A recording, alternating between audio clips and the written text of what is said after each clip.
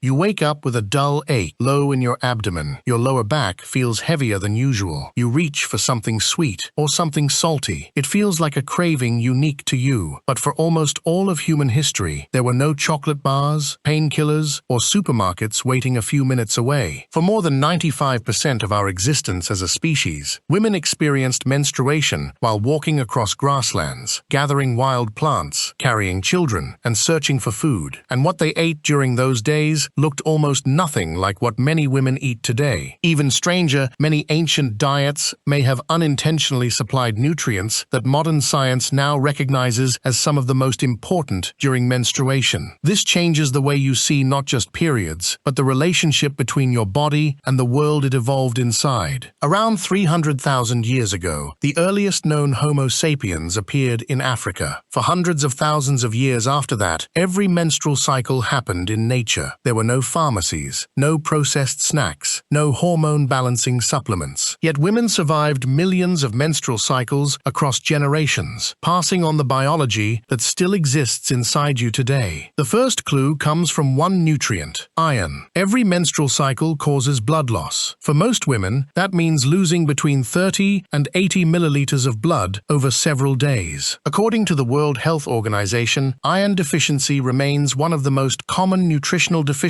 in women worldwide. Today, many people associate iron with tablets prescribed after a blood test. Ancient women never had that option. Instead, they found iron where nature hid it. At archaeological sites like Pinnacle Point on the southern coast of South Africa, researchers uncovered evidence that humans harvested shellfish as early as 164,000 years ago. Mussels, clams, oysters, limpets. These foods were more than convenient. They were rich in iron, zinc, iodine, and vitamin B12. Many could be collected without chasing dangerous animals across the landscape. During physically demanding days, coastal food offered something remarkably reliable. And it wasn't just seafood. Across Ice Age Europe, archaeological evidence shows that humans regularly consumed organs from hunted animals: the liver, the kidneys, the heart. Today, these foods are often avoided, but gram for gram, liver contains several times more iron than ordinary muscle meat. It also provides large amounts of vitamin A, copper, and folate, nutrients involved in producing healthy red blood cells. To a modern eye, eating liver might seem unusual. To an ancient hunter-gatherer, throwing it away would have been the strange decision. But replacing iron was only part of the challenge. Pain had its own story. Menstrual cramps are not unique to modern women. They happen because the uterus releases compounds called prostaglandins, causing muscles to contract. Without painkillers, ancient women depended entirely on what surrounded them. In 1991, hikers discovered the frozen body known as Ötzi the Iceman in the Alps. Although Ötzi was male, his preserved belongings revealed something remarkable about prehistoric medicine. He carried pieces of birch polypore fungus, now known to possess anti-inflammatory and antimicrobial properties. It showed that prehistoric humans didn't simply eat whatever they found. They recognized medicinal plants and fungi. Anthropologists studying modern hunter-gatherer societies have documented similar knowledge among women. The Hadza of Tanzania, the San of southern Africa, the Aka of Central Africa. Across cultures separated by thousands of kilometers, women possess detailed knowledge of edible roots, leaves, bark, and herbs that ease pain, reduce inflammation, or calm digestive discomfort. Most of this knowledge was never written down. It was spoken mother to daughter, grandmother to granddaughter, for thousands of generations. But pain wasn't the only invisible battle happening inside the body. Every month, hormones were quietly changing something else: appetite. And that is where the Socient menu becomes far more surprising. In 1989, researchers led by nutrition scientist Lyle McBurney began documenting a simple pattern. Many women naturally consume more calories during the luteal phase of the menstrual cycle, the days leading up to menstruation. On average, appetite can increase by 90 to 500 calories per day, depending depending on the individual. Your body is not suddenly becoming less disciplined, it is becoming more expensive to run. Progesterone rises. Body temperature increases slightly. Energy expenditure climbs. Modern cravings often lead toward processed foods because they are everywhere. Ancient women faced the same biological signals, but the foods available were entirely different. Imagine standing on an African savanna 40,000 years ago. There is no bakery, no candy aisle, no carton of ice cream.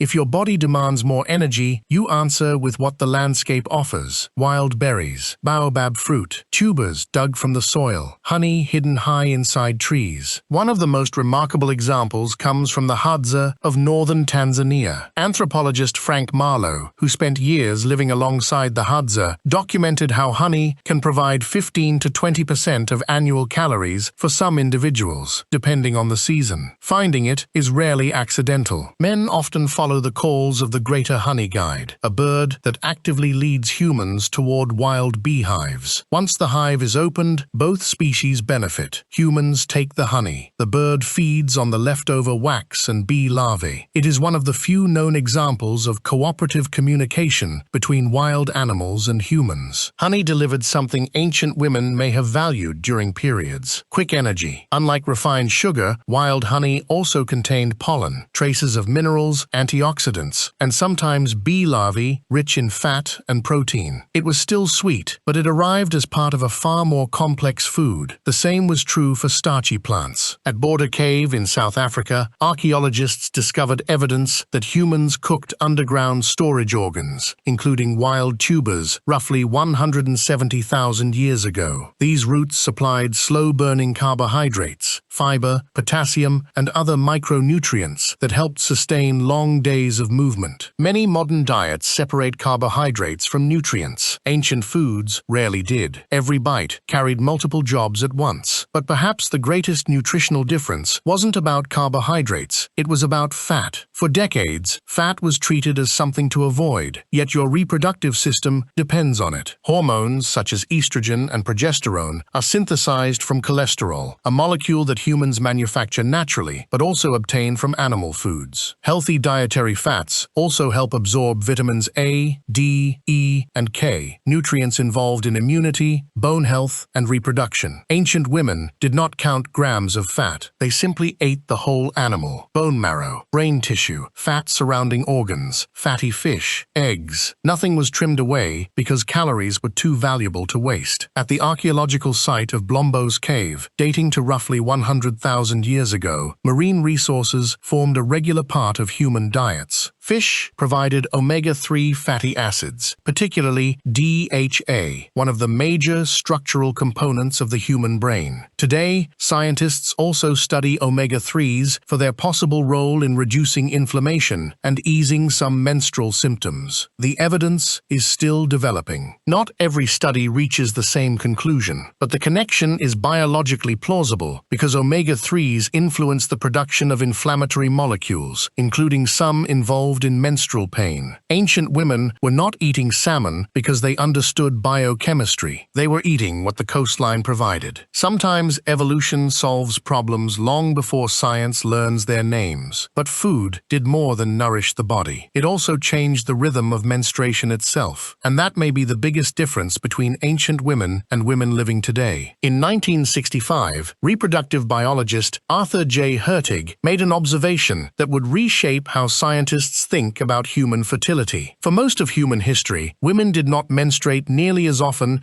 as many women do today. This sounds impossible, but it is largely true. Anthropologists estimate that prehistoric women spent much of their reproductive years either pregnant or breastfeeding. Among many traditional hunter-gatherer societies, breastfeeding commonly continued for 2 to 4 years. Frequent nursing suppresses ovulation through a process known as lactational amenorrhea. Without ovulation, there is no menstrual cycle. Combined with later puberty, lower body fat during adolescence, and shorter life expectancy, many women throughout prehistory may have experienced only 100 to 150 menstrual cycles in a lifetime. Today, that number often exceeds 400. Your body is performing a biological event far more frequently than the bodies of most women who carried your genes across thousands of generations. That does not mean modern menstruation is abnormal. It means the environment environment surrounding it has changed dramatically, and diet changed with it. Around 10,000 years ago, agriculture spread through regions such as the Fertile Crescent, transforming the human menu. Communities began relying heavily on wheat, barley, rice, and later maize. Food became more predictable, but diets often became less diverse. At the ancient settlement of Abu Huraira in present-day Syria, archaeologists found evidence of this transition written directly into human skeletons. Early farming populations showed more cavities, more signs of iron deficiency, more nutritional stress. Many were shorter than the hunter-gatherers who had lived before them. Their food supply was larger. Its nutritional variety was often smaller. That pattern has repeated itself many times throughout history. As civilizations expanded, diets became increasingly centered around a handful of staple crops. By the Industrial Revolution, in the 18th and 19th centuries, another transformation was underway. Roller mills stripped grain of its bran and germ. Sugar became cheaper. Highly refined flour spread across Europe and North America. For the first time in human history, calories could become abundant while essential nutrients quietly disappeared. Today, many women experience menstrual cravings in a world overflowing with ultra-processed food. Your biology still asks for energy, but the answer it receives is very different from the one it evolved alongside. Researchers continue investigating how nutrients such as iron, magnesium, omega-3 fatty acids, and vitamin B6 may influence menstrual symptoms. Some studies suggest benefits for certain women. Others find only modest effects. The evidence is strongest when nutritional deficiencies already exist. There is no single ancient food that eliminated menstrual pain. There was no secret prehistoric diet that made periods effortless. Ancient women experienced cramps, fatigue, blood loss, and discomfort. They also faced dangers that most people today never encounter: infections, predators, food shortages, long migrations. Life expectancy was lower. Childbirth was far more dangerous. The past was not healthier simply because it was ancient, but it was different. The foods surrounding menstruation were whole rather than refined, wild rather than manufactured, seasonal rather than constant. Nutrition came packaged with fiber, minerals, protein, and healthy fats instead of being separated into isolated ingredients. Your body still carries expectations shaped during that world, not because evolution stopped, but because 300,000 years is a remarkably short time for biology and an incredibly long time for culture. Every month, your hormones follow rhythms that first emerged long before cities, supermarkets, or medicine existed. The cravings, the fatigue, the changing appetite, the shifting metabolism. None of them were designed for the modern world. They were shaped beside rivers, across grasslands, inside forests, and along ancient coastlines where every meal had to be found before it could be eaten. When you experience a period today, you are not just living through a modern biological process. You are participating in one of the oldest cycles in human history, a cycle that has quietly repeated through countless generations of women, each nourished by a world that no longer exists, yet still remembered by the body you carry today.